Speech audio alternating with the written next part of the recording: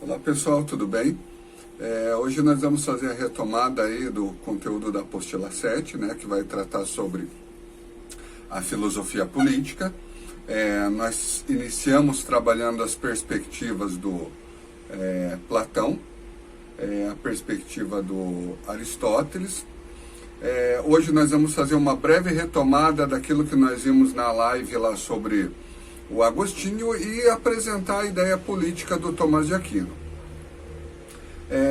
Como eu já falei para vocês, tanto Agostinho quanto Tomás de Aquino, eles se apegam a uma estrutura da filosofia antiga.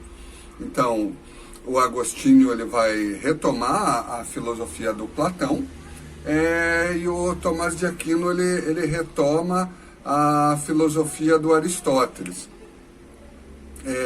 Isso ficou bem claro na aula passada, quando o Agostinho trabalha a questão da ideia da cidade de Deus e da cidade dos homens, né? A cidade de Deus seria aquilo que o ser humano deveria buscar a partir da contemplação, né?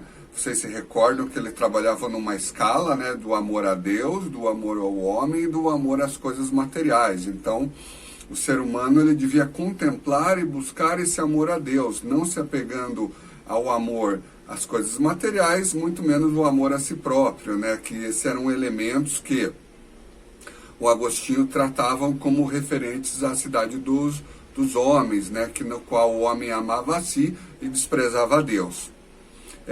Outro elemento importante dentro dessa estrutura teocrática, né, de pensamento, estava relacionado a uma ideia de direito divino de governar.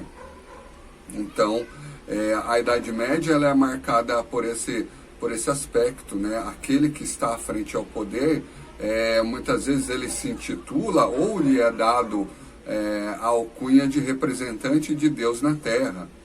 Então, é interessante, e vocês vão ver isso na leitura da apostila, que muitas vezes quando um povo tem como rei um tirano, eles devem se conformar com essa situação porque isso é considerado um castigo de Deus. Então, isso é uma maneira com que aquele que esteja à frente do poder se perpetue, independente da situação. Como nós vimos, o Tomás de Aquino, na sua filosofia e na política também vai ter esses traços, ele se utiliza de elementos da política do Aristóteles. E aí nós temos que ver que o que permeia a política do Aristóteles é a questão da virtude, né? Um indivíduo que vai se dedicar com a utilização da virtude, a buscar o melhor para o coletivo, né? Que no caso do Aristóteles seria a felicidade, né? Uma vida voltada ao coletivo, voltada à cidade. Para isso seria necessário a virtude. Então, o Tomás de Aquino traz esse elemento da virtude, e ele, ao contrário do Agostinho, ele não vai condenar as questões materiais, pelo contrário, ele vai fazer uma divisão em relação às leis, né? Ele vai elencar a lei divina, que é a principal de todas, e que todas as outras leis deveriam partir dela.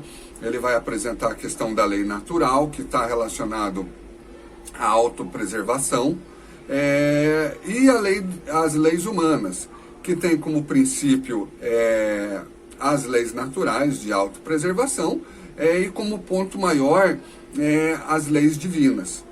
E é interessante que no Tomás de Aquino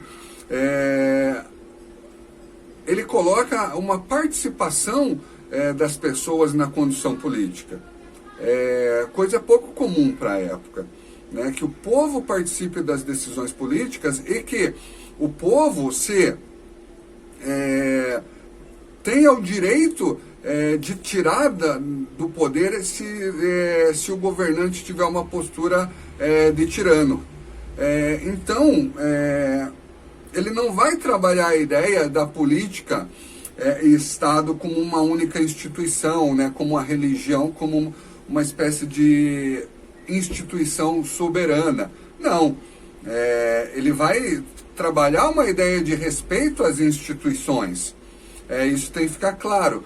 E outro elemento que é importante entender, que assim como Aristóteles, o Tomás de Aquino ele não vai desprezar o sensível. Por que isso? Porque Deus criou o sensível também. Então eu não posso questionar ou condenar algo que seria uma criação de Deus. Então ele trabalha essa ideia muito próxima do Aristóteles, né, de valorização do sensível como um processo de construção de conhecimento ou como processo de construção de uma estrutura política.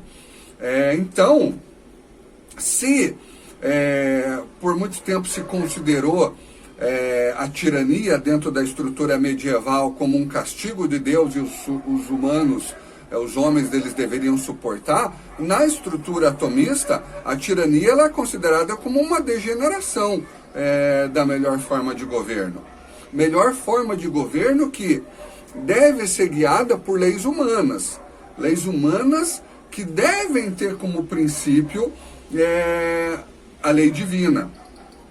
Então, o que ele coloca? Ele coloca de maneira bem clara que a igreja e o Estado, eles devem estar divididos e que o Estado ele deve se inspirar na igreja como uma maneira de buscar um melhor governo. Então, esses elementos que o aproximam muito da filosofia do Aristóteles, perdão. Então, o pensamento tomista, ele procurou conciliar razão e fé. E também ele fez essa conciliação de filosofia e teologia, né, no campo da política. Buscou também essa harmonização entre o poder político temporal e o poder espiritual, né?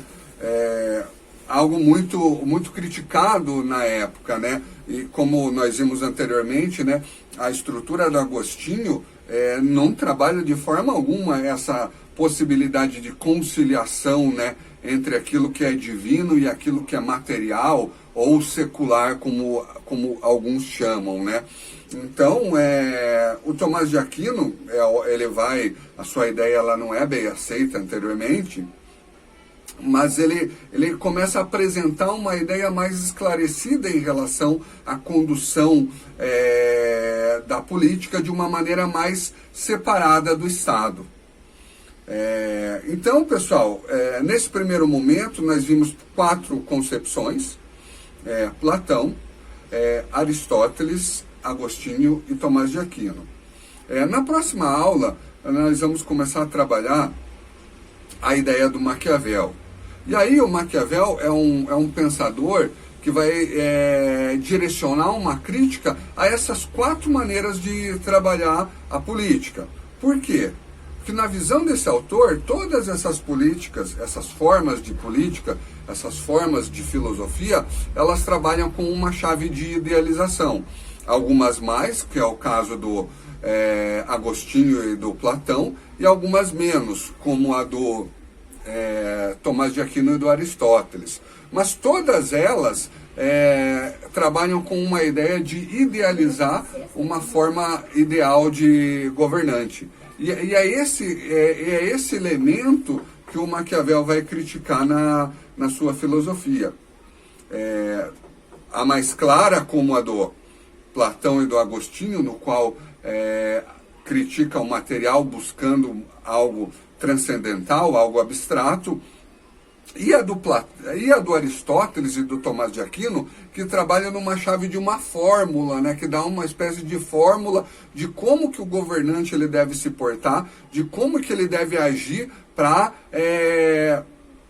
alcançar o poder a partir de uma virtude dessa muito amparada pelo cristianismo, tá? Então o Maquiavel ele vai representar um paradigma do que nós vamos ver da sua filosofia em diante.